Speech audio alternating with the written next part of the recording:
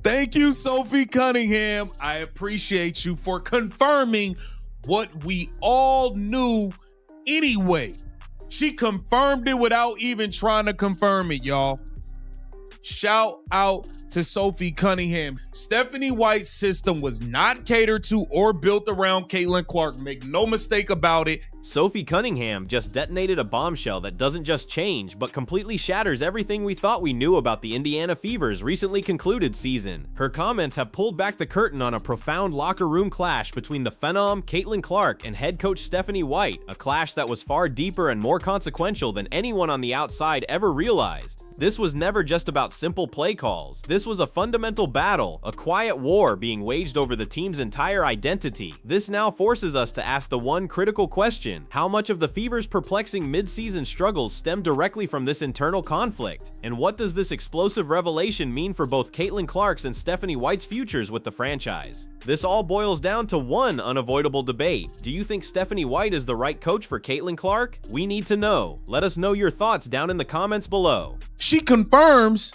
that Caitlin Clark had to change things in that system so that she could try to play her game. She jammed Stephanie White all the way up. So what did Sophie Cunningham actually say that so powerfully and publicly confirmed what so many fans had already suspected all season long? Speaking on her podcast, Cunningham made it unequivocally clear that Caitlin Clark was not just another player who was simply following orders. No, she revealed that Caitlin Clark had a significant, almost unprecedented hand in actively shaping the Indiana Fever's entire offensive system. Cunningham then went on to state that generational level talents like Caitlin Clark are given a green light to control the entire system, a level of influence that she noted is very rare for a newly drafted player to have. And this was not just a simple word of praise, this was a direct and a very revealing insight into the true and often hidden power dynamics that were at play inside that locker room. Because those types of athletes, they get to come into an organization, they have the green light and they can do whatever they want. Where that is very rare to get drafted and be able to control the whole system. Right.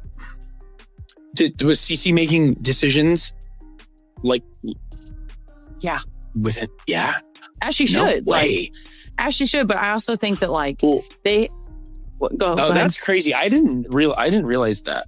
She's just young. I just didn't think that. And the simple idea that Caitlin Clark was actually a co-architect of the team's offense completely and totally contradicts the entire carefully crafted public narrative of a smooth transition. The team had often presented a story of a seamless integration to the media, but Sophie Cunningham's candid and revealing comments have now just exposed a completely and totally different reality, because she has now explained that Caitlin Clark had to forcefully make some changes to the team's entire system just to be able to play her own natural game. And this internal and ongoing struggle now explains why the Indiana Fever's offense had at times looked so uncertain and so out of sync, because the entire Fever Ball identity was not a unified strategy that everyone on the team had just bought into. No, it had actually become a point of contention. But when you have a generational talent like that, she should have a lot to say of the system. Sophie Cunningham then went on to highlight the absolute core of the entire clash, noting that it was a Stephanie White system thing. She pointed out the fundamental philosophical divide, that Stephanie White had wanted to play a slower, more methodical half-court style of game, but that Caitlin Clark's entire on-court identity is one that has been built on a foundation of a non-stop, a breakneck, and an almost chaotic up-tempo style of basketball. And these two completely opposing philosophies had then directly and repeatedly collided with one another. And this fundamental and almost irreconcilable mismatch now explains so many of the tactical decisions that had so often confused the fans. And it also now gives us the context for Caitlin Clark's own visible and often palpable frustration during certain and very specific stretches of the games.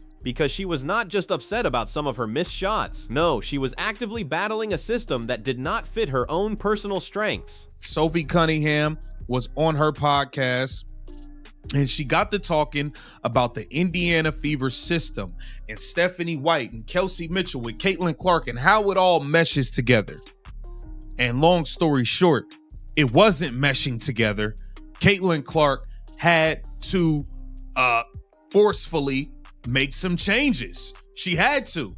And perhaps the single most telling part of Sophie Cunningham's entire and very public leak was the very notion that Caitlin Clark had had to enforce her power. And this one single phrase now just suggests that her just being the franchise player was not enough. No, she had had to actively and repeatedly fight for the right to be able to play the very same style of basketball that had made her a star in the first place. And this internal and very high-stakes negotiation between the player's own personal vision and the coach's own personal authority had then just played out on the court every single night. And what it had meant was that the team's entire and very fragile rhythm was now in a state of being constantly and repeatedly disrupted. And the payoff from Sophie Cunningham's own personal revelation is now crystal clear. Caitlin Clark's own personal role on this team was far more influential than it had ever been advertised to be, and the entire season was just a continuous and a very exhausting struggle to try and align the team's entire system with its own superstar's abilities. And this one single leak now just sets the stage for our understanding of every single other strategic decision that had followed. Stephanie White, you knew you were coming to the Indiana Fever. You should already know the system Caitlin wants to play.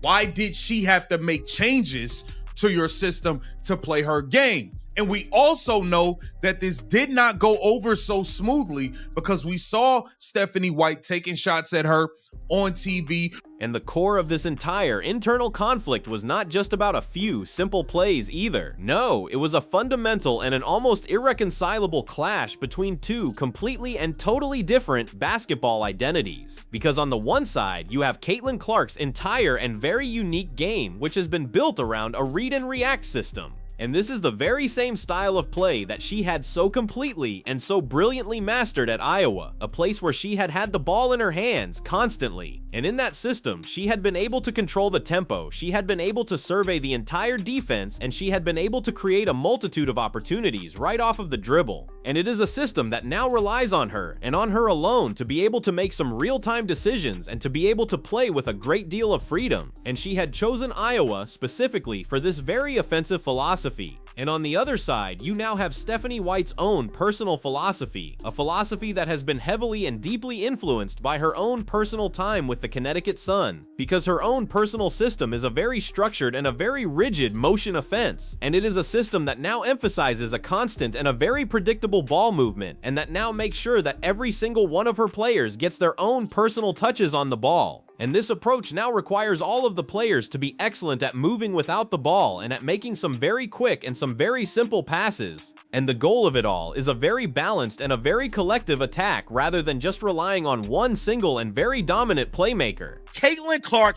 not feeling the system that has been in place by Stephanie White. Pretty much we like to call this the Connecticut offense, and really the Connecticut experiment, because that's the hand Caitlin Clark was dealt with going into the 2025 season. Stephanie White was hired to be the new coach. She came over from Connecticut, and she brought some backs with her like DeWanna Bonner and her whole system that was ran around DeWanna Bonner. Well, she tried to run that same system with Caitlin Clark. And you want to know what happened? Now, I'm not saying this contributed to Caitlin getting hurt, but that whole system did not work. And these two fundamentally opposing approaches are, for all intents and purposes, like oil and water. Because when Caitlin Clark was forced into Stephanie White's own personal and much more rigid half-court sets, then all of her most dangerous and all of her most game-changing skills were immediately and completely neutralized. And the team's offense had then often just looked completely and totally stagnant, and it had then just lacked any kind of a real and any kind of a sustainable rhythm, because it was simply not built to be able to leverage her own unique and her own very powerful on-court gravity and all of her playmaking abilities. And this now explains why the Indiana Fever had looked so much more dynamic and so much more dangerous in those moments when Caitlin Clark was empowered to be able to dictate the pace of the game, as compared to those other and much more frustrating moments when she was moved off of the ball, or when she was even and almost inexplicably played at the small forward position. We saw Stephanie White play Caitlin Clark at small forward. We saw Caitlin Clark play small forward for an entire game.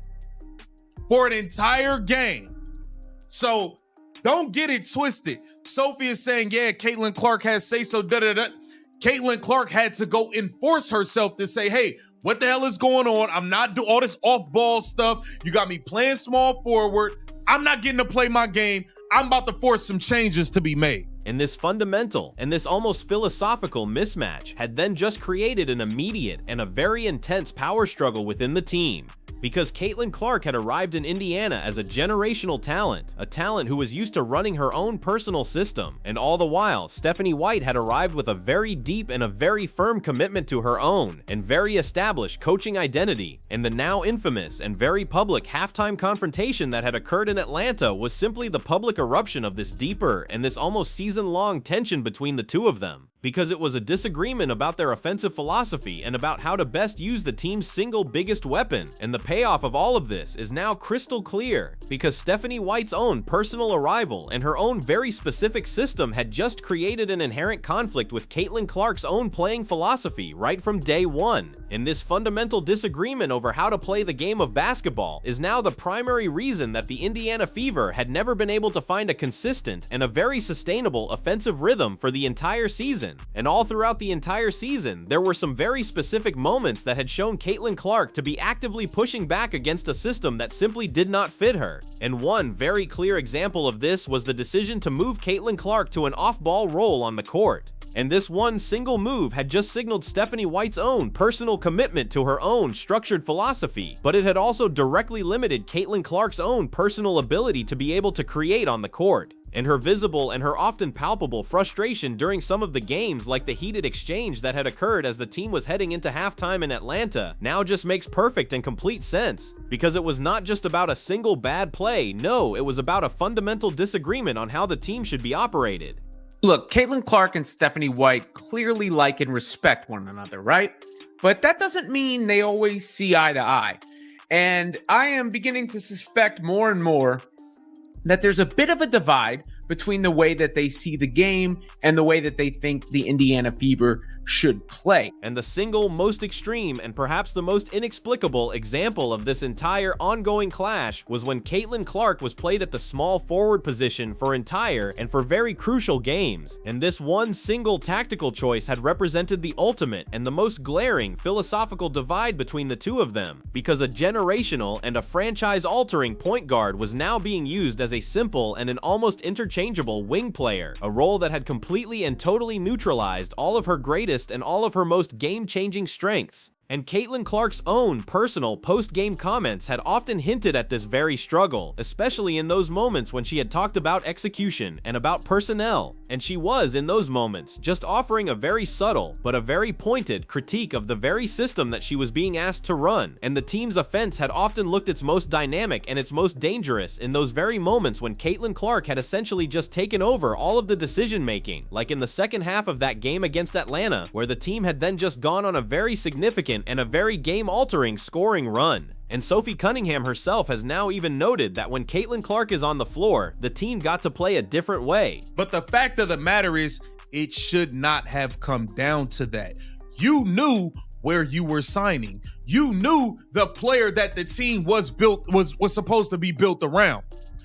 You're supposed to have a system in place that caters to her. Matter of fact, you're supposed to build the system with her. Hey, what do you like? What do you want to run here? What do you want to run there? How do you like that? You're supposed to build this thing out with her, not bring your Connecticut system, have her playing small forward for a handful of games, and now she gotta change the system and enforce her power.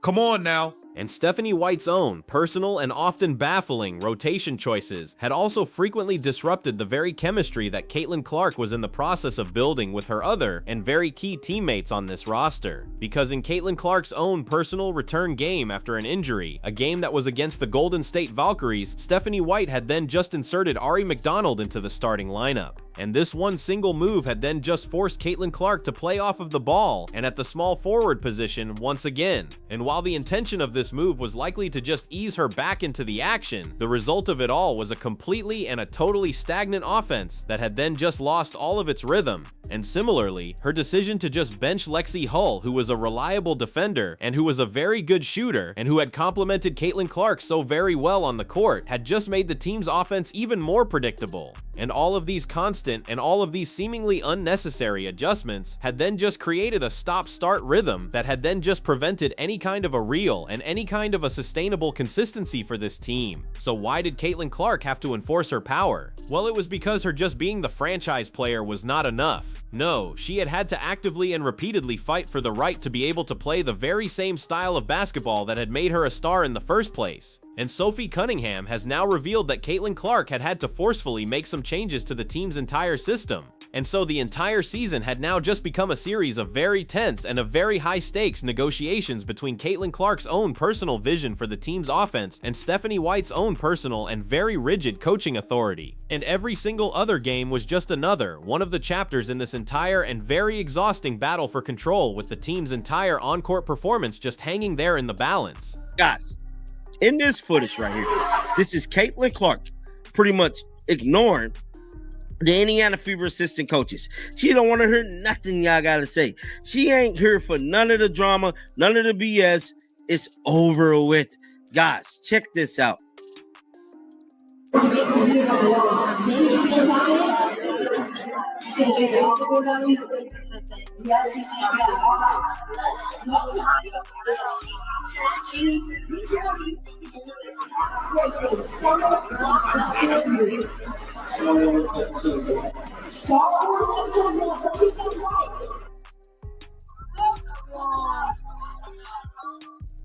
Right here, Austin Kelly, like, okay, whatever. Like, bro, like, y'all really think, like, bro, I don't know what this conversation was about, but clearly here, there's a situation at hand. Caitlin Clark is pissed. She don't want to hear nothing y'all got to say. And the now infamous and very public halftime confrontation that had occurred in Atlanta was the one single moment when the entire and the very season-long tension that had been simmering between Caitlin Clark and Stephanie White had now just become completely and totally impossible to hide.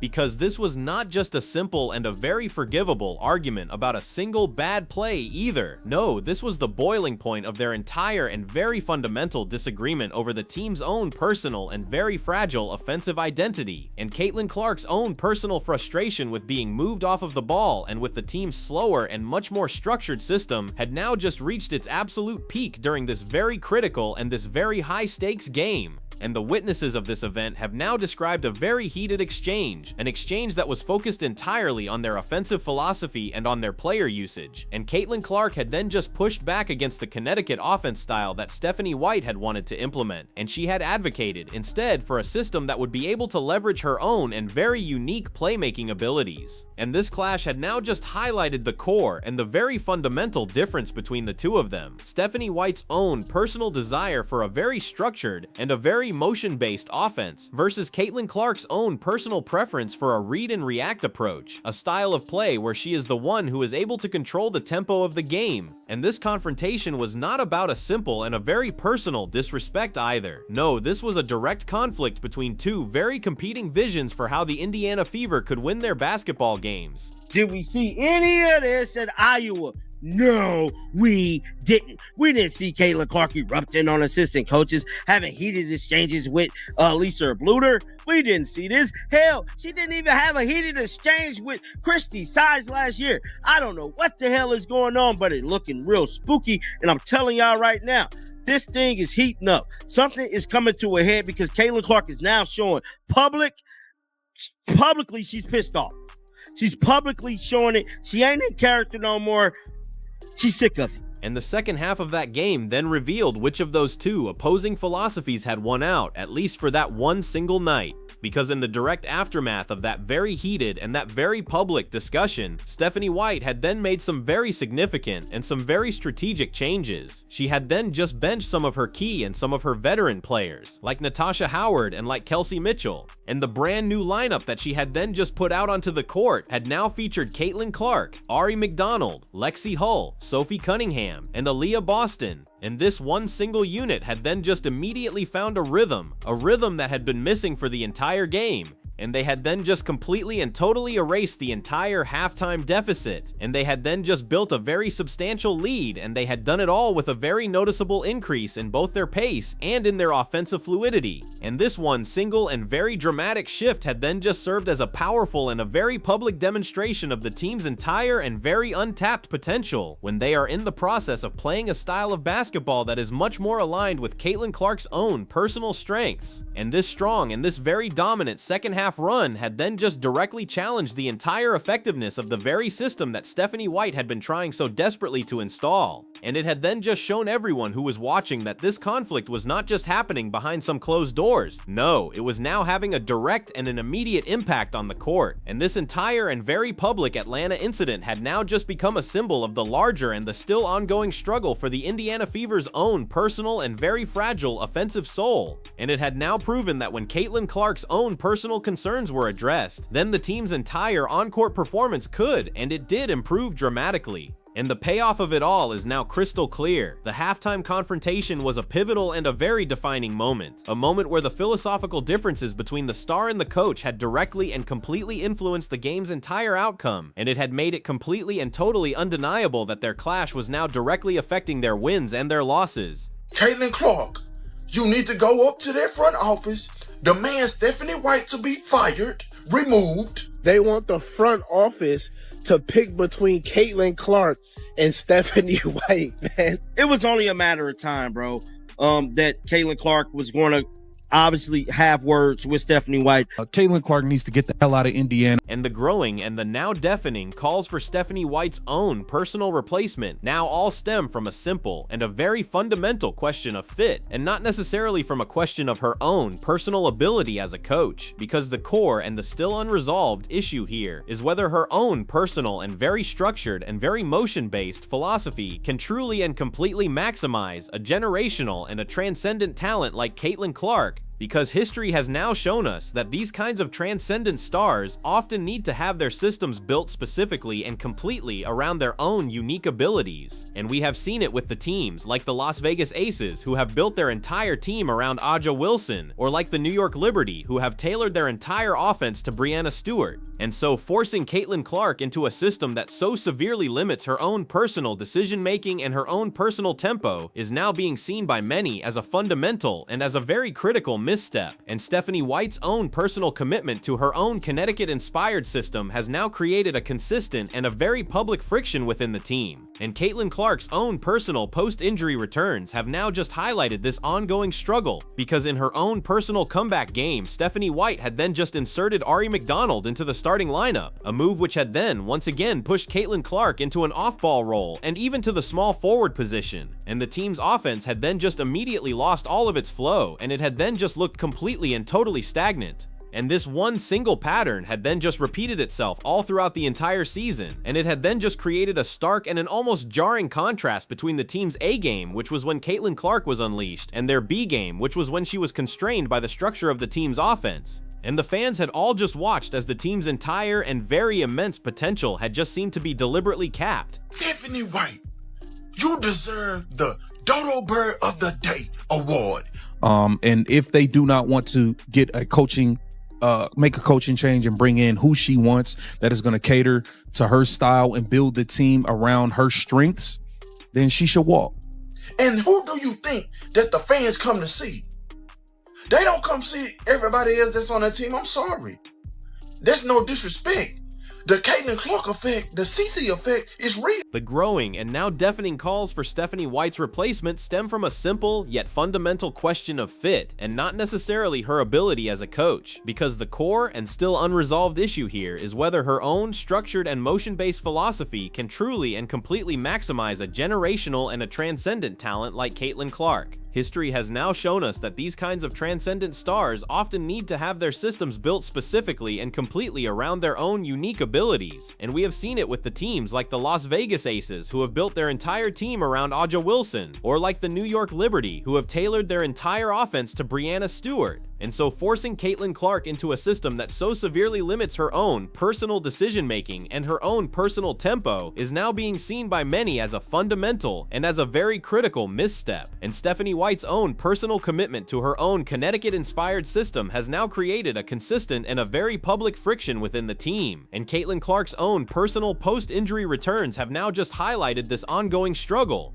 Because in her own personal comeback game, Stephanie White had then just inserted Ari McDonald into the starting lineup, a move which had then once again pushed Caitlin Clark into an off-ball role and even to the small forward position. And the team's offense had then just immediately lost all of its flow, and it had then just looked completely and totally stagnant. And this one single pattern had then just repeated itself all throughout the entire season, and it had then just created a stark and an almost jarring contrast between the team's A game, which was when Caitlin Clark was unleashed, and their B game, which was when she was constrained by the structure of the team's offense. And the fans had all just watched as the team's entire and very immense potential had just seemed to be deliberately and painfully capped. And some of the specific coaching decisions have now just fueled all of this criticism, because Stephanie White's own personal post-game comments, which have often been perceived as her just deflecting all of the blame onto all of the players for their execution, rather than her just acknowledging all of her own tactical missteps, have now just eroded all of the fans' confidence in her. And the perception is now that Stephanie White is completely and totally unwilling to adapt her own personal system to the very player who should be at its centerpiece. And the 2026 season now represents a very crucial and a very real deadline, because there is now a genuine and a very growing concern that this continued and this very public misalignment could now impact Caitlin Clark's own long-term commitment to the city of Indiana. And if the franchise does not build an offense that is completely and totally around her own personal strengths, then she may eventually just seek an environment that will. And this is not about just firing a bad coach either. No, this is about finding the right coach for a very unique and a very generational player. And the payoff of it all is now crystal clear, because the fans and the analysts are all now calling for a change, because they believe that a different coach could unlock the team's entire and very immense potential, and that they could also ensure that their own personal superstar will want to stay. And the fear is that just sticking with the current and the very ill-fitting philosophy now just amounts to a form of coaching malpractice, especially with a talent like Caitlin Clark. And understanding this entire and this very internal conflict now actually gives all of the Indiana Fever fans a very clear and a very powerful reason for their optimism, as they are now all looking toward the 2026 season, because Caitlin Clark's own personal willingness to advocate for her own personal game now just demonstrates a very deep and a very real commitment to her building a winner in the city of Indiana, and her own personal resilience and her own almost supernatural ability to generate some offense even when she is in the process of operating within a very constrained system now just show that she and she alone can elevate this entire franchise. And the team's front office now faces a very definitive and a very simple choice. They can now fully and completely commit to building an entire offense that is completely and totally around their own generational talent, or they can just maintain Stephanie White's own personal and very rigid philosophical purity.